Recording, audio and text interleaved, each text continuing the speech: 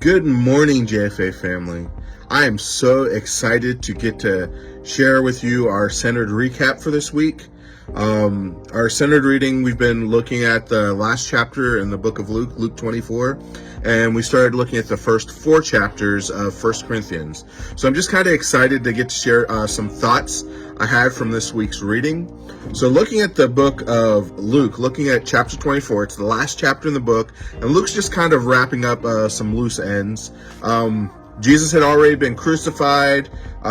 We know that he was buried, and Luke 24 starts with the resurrection. Starts with the story of the women, how they go early in the morning to go up to the tomb with spices and herbs, and they go up and the tomb's empty, and there's 2 angels there who say Jesus is risen. And so they go back and tell all the men don't believe them.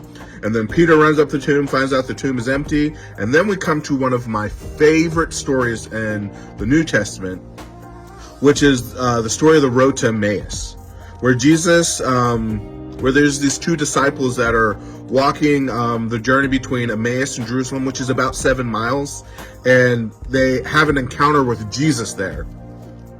And I love it because as they're walking this journey, Jesus appears and he starts having conversation with them.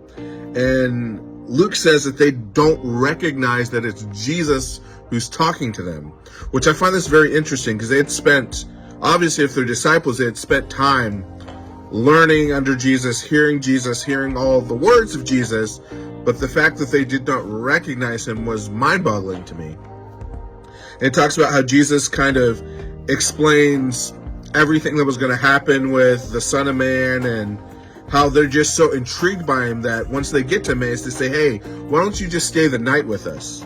And so when Jesus stays the night, it says that they eat, and when he goes and he breaks the bread, they recognize that it's Jesus, and he disappears. I think that's a really cool, interesting thing, that it took Jesus breaking the bread for them to recognize who he was.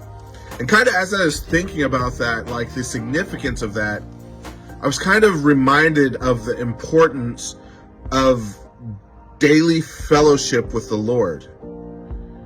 That they had spent all this time, these disciples had spent all this time hearing Jesus' teaching and his talking and hearing how he led them.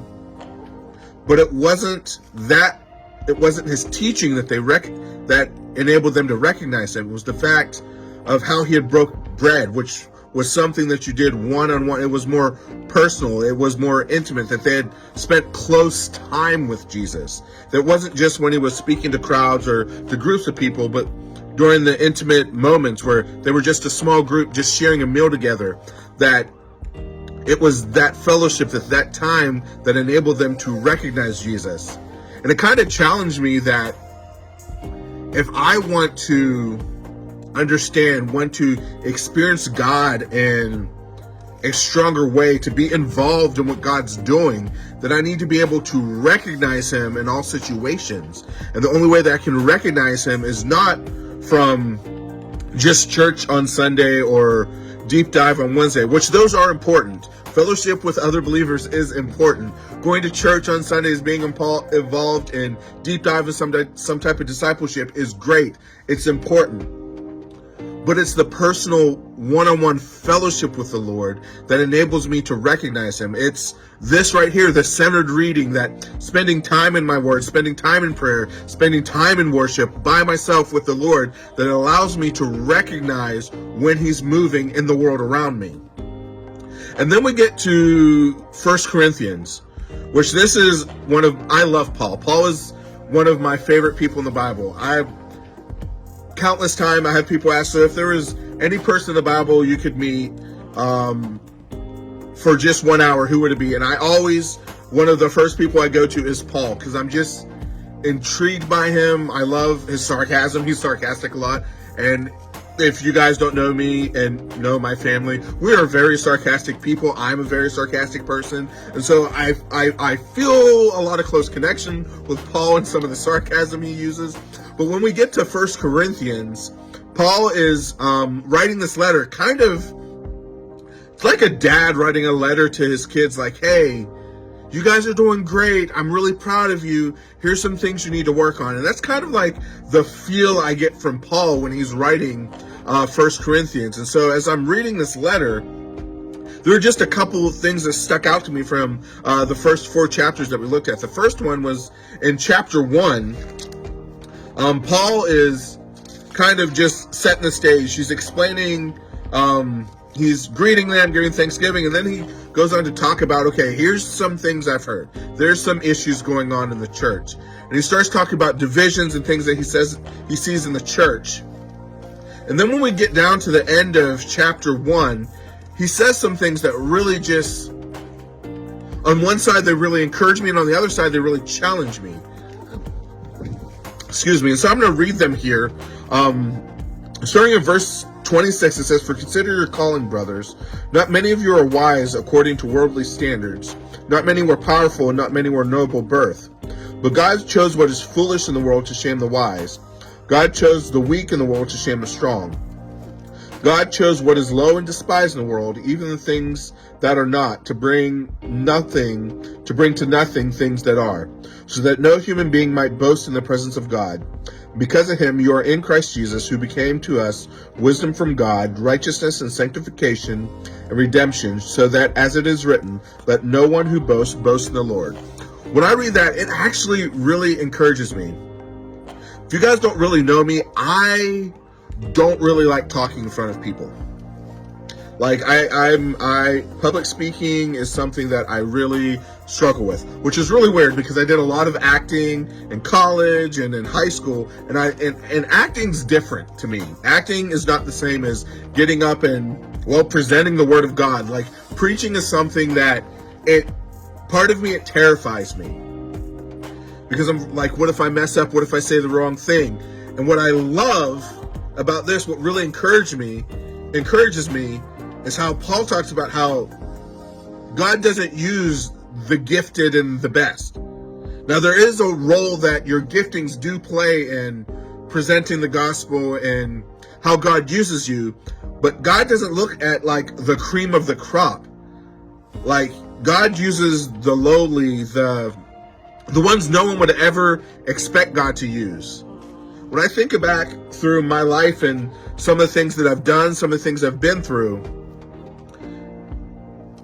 there's no way that if I were God, I would have chosen someone like me to share my message, especially with its importance and its greatness. I'd pick somebody like the president or some big, powerful person, but that's not what God does, because if he were to do that, who would get the glory?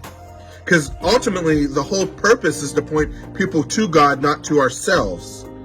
And so when I read these verses, it encourages me that God can use even me. Even in my weakness, God can use me. But on the flip side of that it reminds me not to get so big-headed to think I'm all that. That when I pray for someone and someone's healed, that it was because of me that they were healed. Because what I'm told from this verse that that's not why God uses me. Because again, it's not that I get the glory, but it's because he gets the glory.